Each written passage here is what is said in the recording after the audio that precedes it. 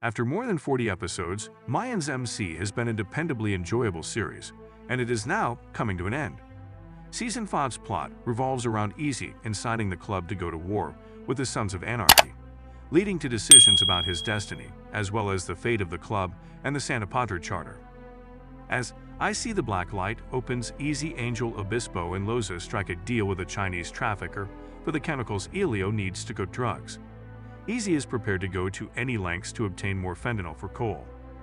He initially refuses to deal with Easy, claiming that the small quantity isn't worth the risk. Easy offers to trade 2 times as many chemicals for the majority of the Russian weapons the club stole. They agree to a deal. Elio can now begin producing enough fentanyl to give the Mayans a realistic chance of seizing control of the pipeline. Bottles and Elio are getting along well. They practice Tai Chi together before commencing the day's cooking.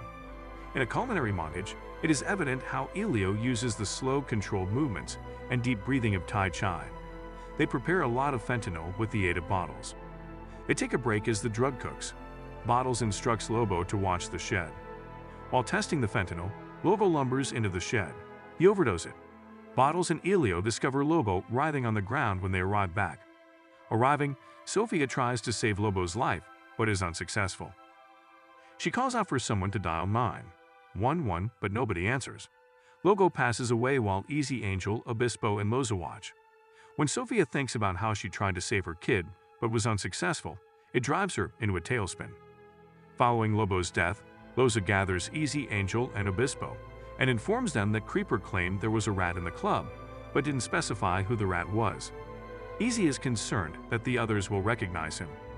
Easy tells the others that the cartel is the true threat, and that if they don't fulfill their agreement with Cole, everyone will perish in order to divert their attention. Easy is instructed by Obispo to remove the cooking operation off the club property immediately. Easy knows where he can relocate the operation. Soledad and Miguel discover the remnants of their cooking location in Mexico. The Mayans had killed all the men there in order to steal Elio and the supply. A few minutes after they struck a bargain, Miguel kills one of Villafuente's men, and Soledad scolds him for it. She believes he was behind the massacre. She informs Miguel that it is now her turn to handle Villafuentes. When Miguel asks a young boy inside the home who killed the men, the boy recounts the Mayans. Easy visits Broken Saints leader Johnny Panic by herself. He persuades her that a partnership is advantageous to both parties. Together, they can secure resources for the Broken Saints, such as money and weapons, as well as security for them. Additionally, it provides Easy with a covered location to set up a kitchen. The cartel is still unaware of the Broken Saints, though.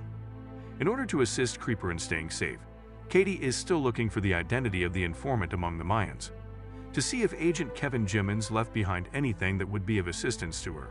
She visits his wife. When Katie asks for her assistance, his wife agrees to let her look through Kevin's belongings because she isn't convinced he is dead. Katie listens to a number of audio recordings Kevin made while he was working as a covered agent among the Mayans. He calls Easy out by name in a conversation on one of the tapes, and Katie realizes that Easy is the informant. Emily is ready to execute her escape plan. When she claims that she will take Cristobal back to the store and the park, Miguel becomes suspicious. He allows her to leave but demands that the bodyguard and nanny follow. As she walks into the shop, she notices that Easy left a car where she asked. For a little moment, Emily is able to escape the bodyguard and nanny. When a store patron starts shouting at her and calling her a murderer, she turns to leave. The security hurriedly hurries her and Cristobal back to their car, while the other choppers are all looking at her. The Mayans send a convoy to the Broken Saints Ranch with a truck loaded with cooking equipment and Elio to establish a new cook site. Elio is disappointed because the bottle is missing from the site. The person informs Adelita that Soledad has another assignment for her as she is making her routine drop-off to her contact. She assigns Adelita to kill Villafuentes in his residence. In his wine cellar, Villafuentes is playing hide and seek with his granddaughter when Adelita sneaks up behind him and slits his throat. She doesn't notice the young girl until the old man is already dead and lying in a pool of blood. She is appalled that the girl saw such a horrific death. The Mayans bury Lobo while it is still dark. Really, no one has any flattering things to say about him.